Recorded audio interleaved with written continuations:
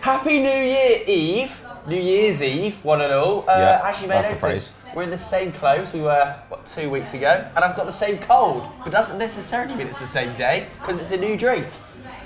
New year, new football daily. Movie magic. Any New Year's resolution, guys, before we kick off? Get rid of the cold. A new bill of health.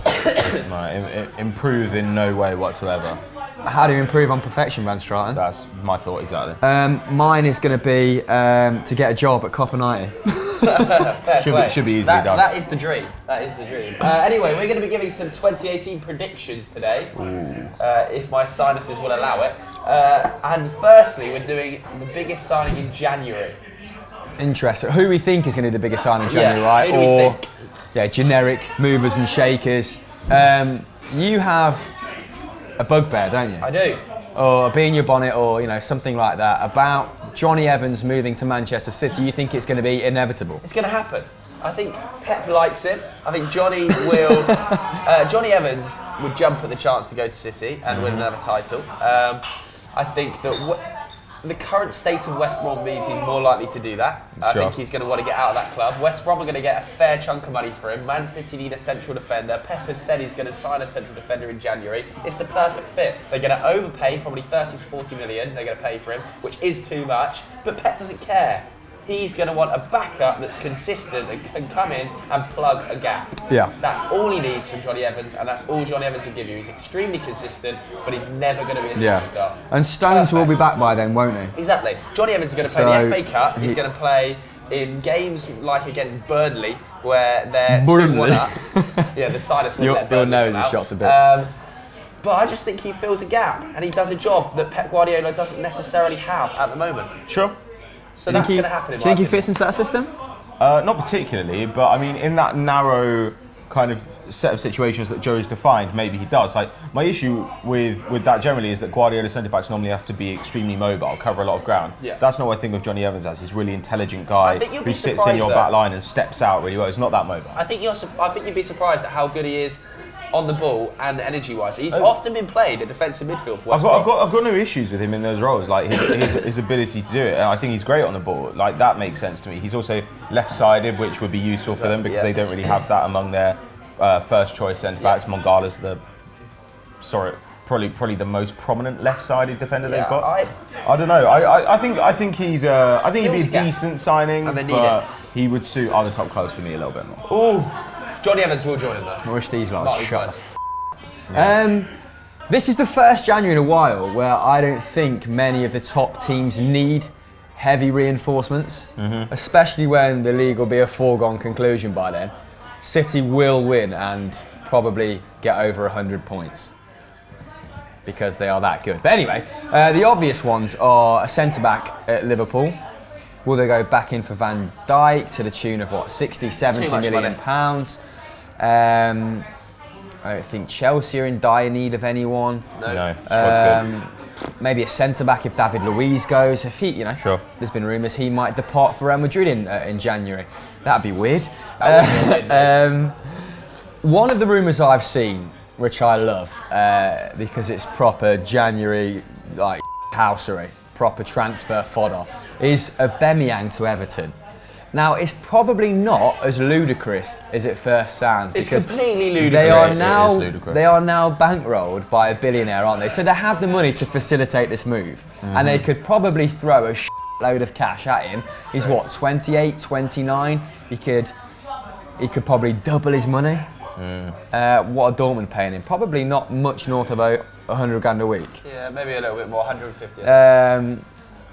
So in that sense, they might be appealing. What he won't probably be too excited about is Big Sam's expansive football. Hoof the ball up to Aubameyang. But they are in dire need of pace, aren't they, in that Everton team? And for a team who's probably going to finish 7th or 8th after a terrible start, it'd be great for them to attract the calibre of someone like Aubameyang. I can't see any high-profile transfers happening Danny Rose in the Premier League, maybe further afield. Danny Rose, Luke Shaw, two back-to-back man of the match performances, one in the Champions League, one against Bournemouth, right? So hopefully Mourinho has forgiven him for whatever happened prior, and he actually gets some game time, especially when I've just put him in my dream team. What about you, mate? I actually can't think of any interesting business. Sorry, I'm wasting everyone's time here. Yeah, I mean, normally this time of year, like some sort of mid-level club comes sniffing around Theo Walcott, and it might finally be the time he goes. West Ham, Everton, these sorts of clubs that are not very imaginative. It's such a West Ham But they're like, signing. right, we want someone who's English and fast. Theo Walcott, he's still reportedly fast, even though we haven't seen him on a pitch in about 6 months, and he's trash. Doesn't he captain you in the Europa League, mate? I don't know. Put a bit of respect on his name. Don't watch the Europa League. on the name. Be serious. Yeah, I mean, maybe they'll go. I mean, it'd be fun if Alexis Sanchez went somewhere hilarious. Like if Atleti came in for like Alexis Sanchez, that'd be quality. Normally, the thing is, big clubs don't really want to sell players, even kind of minor ones, like in the January window, because they're competing for stuff in the back half of the season.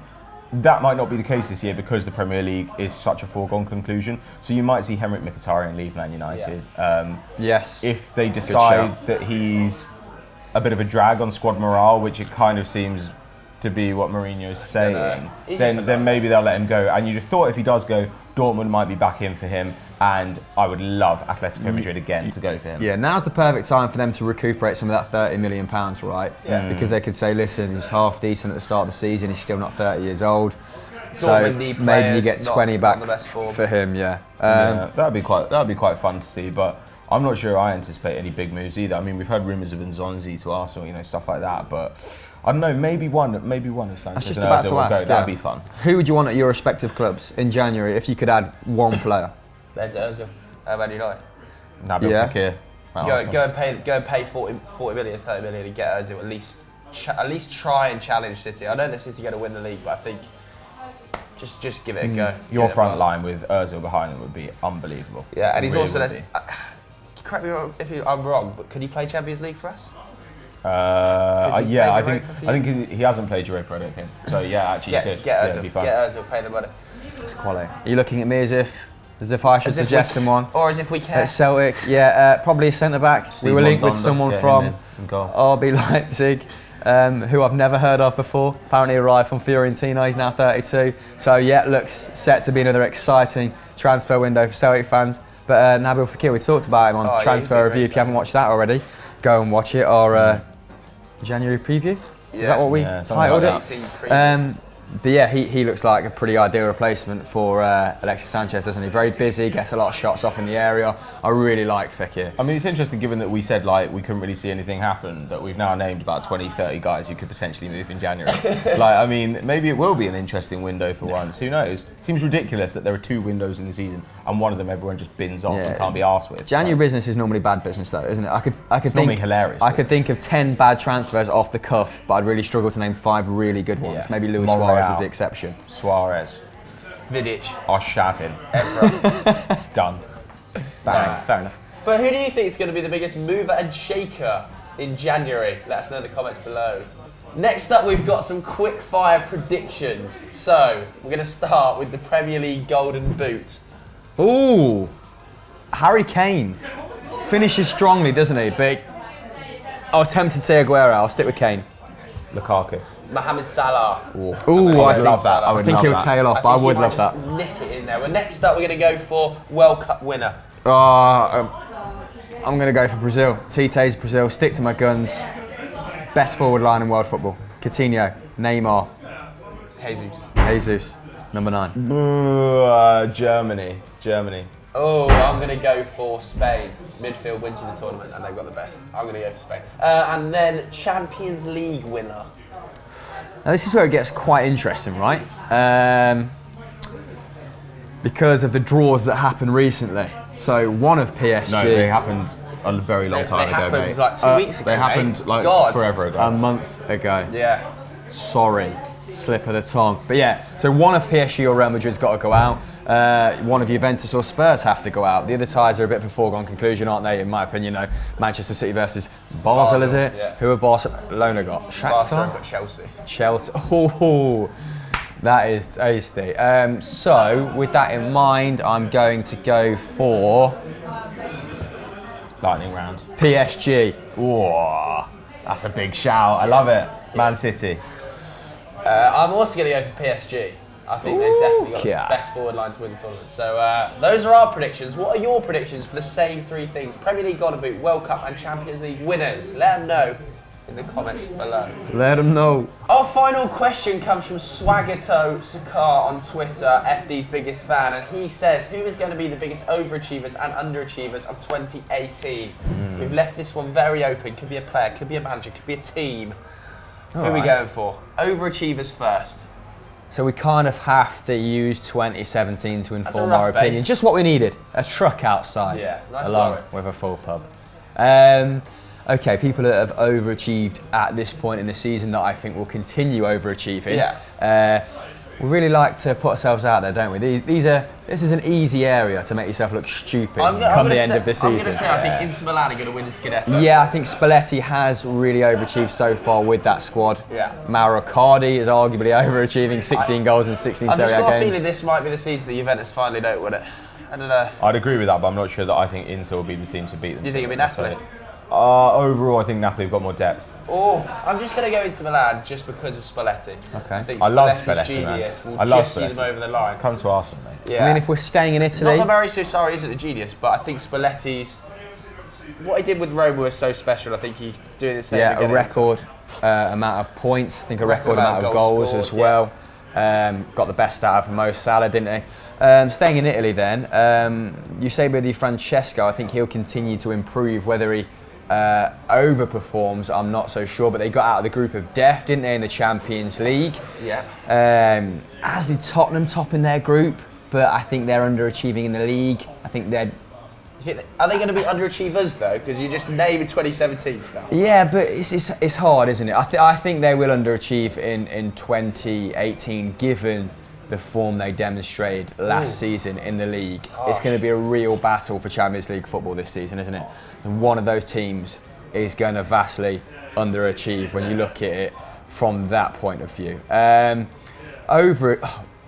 Underachievers, going back to Italy, AC Milan spent all that money, lost Montoya. I don't think Gattuso is going to do anything special there. Yeah. And I think missing out potentially on Europa League football is a huge loss for them. It's going to set the club back another X amount of years. Overachievers, I think Valencia may continue their form. I think they might get a Champions League berth in La Liga, Paso. Marcelino's getting the best out of them, isn't he? But it's quite hard to answer this question. God, I don't know, man. Do you have any inspiring words for us? Who will be good? Underachievers, another good shout, I think. For an underachiever, could be Argentina at the World Cup. I was just about to You're say, who do you convinced think is they're going to be going out in shy the at the group World stage? Cup? I think they're going to be terrible at the World Cup. They've got a tough group as well. I mean, I think Belgium will make it out of their groups. I don't think their group's all that hard, but I think Roberto Martinez is not a good manager. Not for them anyway, because the place they're weakest is in defence. You know, like their full-backs, their left-back berth particularly is a bit of a problem. And they brought in Bobby Martinez to fix So you're it. going to have Belgium as underachievers? Yeah, sure, why not? Who cares? Who's your overachiever then? Nigeria at the World Cup. I'd love Nigeria to do well at the World Cup. That'd be I don't quality. think any African team's going to have a good World Cup. Okay. Maybe a bit harsh, but nothing special there this year. Well, all It's right. difficult predicting the future, isn't it? It Bit of a is. downer. I mean, arguably Burnley are going to overachieve by staying up. They're top four when we filmed this. Yeah, but that is Yeah, an that's- overachievement.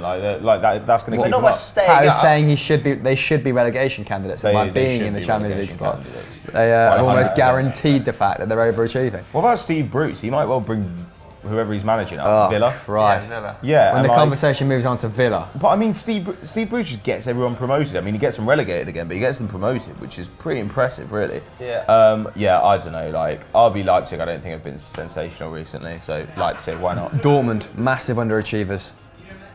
What, you think After continue the, for after the the rest start, of the season? after the start they made, they employed the guy who was sacked by Coln, didn't Yeah. Picked up the Peter worst Stöger. points they? tally in His name in escapes history. me. A safe pair of hands, but I don't think a particularly inspiring signing. Again, like with Bayern and Jupp Heynckes, someone to carry them towards the end of the season, where apparently Nagelsmann is going to take over. But What yeah, about Monaco?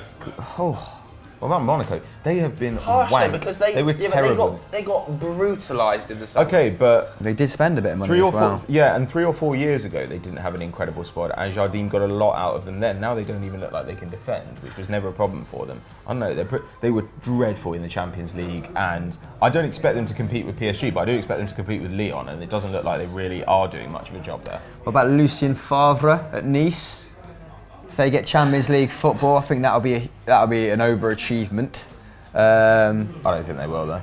No, I don't either. Mario Balotelli, he's overachieving. He looks like he might score over 20 goals in a league campaign for the first time ever. Yeah, That'd be fun. not a bad shout. Any other shouts before we go? I think that's pretty much it, isn't it? Should we just put this one in the can? Yeah, Cough. let's just wrap this one up. To be honest, the pub's getting louder. We all want to go for a beer, so hopefully my nose sorts itself out in 2018. That's my prediction. Thanks very much for the year. We've loved being on this journey with you through 2017. Oh my God, mate. what an appalling thing to He's say. just an He's a emotional. nice guy, man. I'm an emotional. He's an wreck emotional right now. I've had a character. beer. I've got a nose problem. He's got a cold. You've had a very small amount. No, I know, that's why I'm but drunk. I mean seriously, we do appreciate you watching us, and the mind does boggle when 150,000 of you tune into this overnight. Still can't work it out why you enjoy listening to us in a noisy pub, but very grateful and God bless. Not religious. Have a good So- 2018. Because this show's never coming back.